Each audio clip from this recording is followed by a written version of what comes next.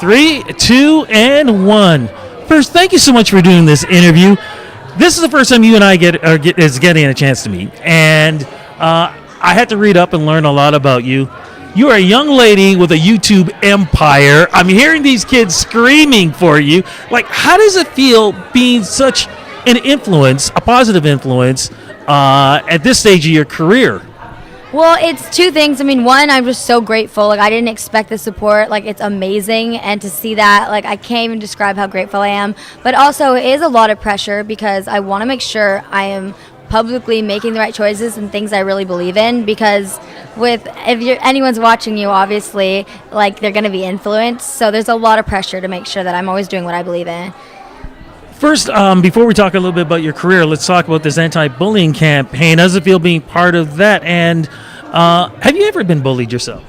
Well, one, it feels amazing to be part of it, especially because I got to come back to Vaughan Mills in Toronto, where I'm literally from here. Like, I don't live in Canada anymore, but it's so cool to get to come here and wear pink. Also cool that Canada has a national holiday for wearing a pink shirt. But yeah, when I was younger, I was bullied. I mean, I was bullied at different times in school, but the first time it was actually, I was about 10 years old, and I had MSN, and the girls who were really like my friends, I thought, at school were suddenly like not when I came home, like through MSN, literally like the same day. It was like they turned into different people. And at that young of an age, I didn't even know to recognize it as bullying. I was just like really hurt and confused. So figuring out that like there are a lot of different types of bullying was something that I learned along the way, and I want to help spread that message because sometimes people will know the protocol for bullying or like know what to do to tell someone, but they need to recognize it first. So what advice can you give kids who are going through it right now? I mean, honestly, it's always going to be really, really hard because it's like you don't want to tell someone because you don't want to be a snitch, but that is the thing you have to do in the end because no matter what, like, they have to know that it is not about them. It is about the bully. They're projecting issues or trying to do something that makes themselves feel better. And, like, we all want to, like, think of it as like, oh, there is something wrong with me, but you just got to think of it, it's their problem, it's them, and to deal with that, you should probably tell someone to get some help. You're here to that. Now let's get to your career because as you said, you're a local here, living in LA right now, if I'm correct. How did this all start for you? Well, it started really randomly. I started posting cheerleading videos. Like, I've always loved taking pictures and videos of things that I'm interested in.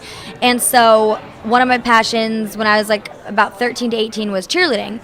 So I would post videos of like some gymnastics, some cheer stuff, just like how I do my hair for competitions, random stuff.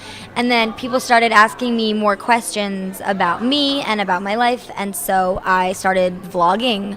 I didn't know it was called vlogging then, but I would just answer questions that people would ask in the comments, like through video, and make those whole videos. And through that, it kind of just grew because people would request different things, and I would do them. And I love creating things. I love making things, like little projects. And there's so many different types of videos you can make. You can literally make anything on YouTube. So I would just like play around with that, and I kind of just have literally been videoing whatever my passions are for almost 8 years. 8 years, it's crazy, but yeah. Why did it work? I mean, you got old guys like me are trying desperately to like, can I get one like, something, anything? And you're getting like millions. What do you think you did differently than what most people have tried to do? I mean, the only thing I can think is consistency is really important. So with doing anything, but the first thing I think is that it started just because I was passionate about what I was making. So like, I really love cheerleading, and since I really like making videos, that two just worked really well together. And my channel's gone through all sorts of phases, like travel vlogging, makeup, DIYs, singing. But whatever I'm really passionate about, I like love creating videos about. So I think it's that like, you have to have passion. That is the number one thing, and whatever you're making, and just like a reason that you want to like grow it or show other people, even if it's just to track your own progress. So I think that is really, really important. And then once you start up and kind of find your groove or get in the swing of things, consistency is really important, and it helps you stay motivated too. So if you figure out you really, really like making covers, for example, try to set a day that you do it every week, and you'll get better, and it's motivating because like you get to track it. You're like, all right, I ticked it off. I did that last week. All right, let's try something harder this week. And it's really, really fun. You've become an actress now too. Well, I did. I mean, I did musicals a lot growing up, so that was kind of like my acting like experience. But obviously, I really loved it. So when I got further along doing YouTube stuff, I got opportunities to do acting through other networks and other YouTube networks, and that was so cool to me. And I think my first one was just like a sketch or something, and like right then I like fell in love with it because you get to work as a part of a project with other people. Like you just have, one job, you act, and like all the other stuff kind of like comes around you, and you get to socialize and have friends. And so it's so hard not to get pulled into all of that. And then obviously you're like kind of in the spotlight. So, and I love attention. So it was all a really great fit.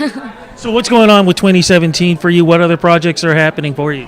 Ooh, are we calling it 2017? I didn't know if it was going to be like 2017 or 20. No, it has to be, because 17 is 3 syllables. You know what? This year's had a rocky start. It's not almost March in my head. So I have a lot planned, and most of it has to do with music. Like, I've wanted to direct music videos for a while, so I just want to work towards that goal, and that's not going to happen right away. I want to be a part of ones first, and it has to start with the music. So for the last year, I've just been working really, really hard on that, because there's so much behind that you have to do first before you can actually make them. I have to ask before we wrap this up, how old are you? I'm 21. Oh my God, the new Wonder Woman. Look, thank you so much for this interview. Website, Twitter, all that stuff. Where do we go to follow you? Okay, so if you want to go to YouTube, it's /MayBaby, like youtube.com/MayBaby. Then Twitter is Meg's DeAngelis, so just Meg DeAngelis, but there's an S in between Meg and DeAngelis. And then Instagram is Megan DeAngelis. Thank you so much for this. Yeah, thank you so much for having me.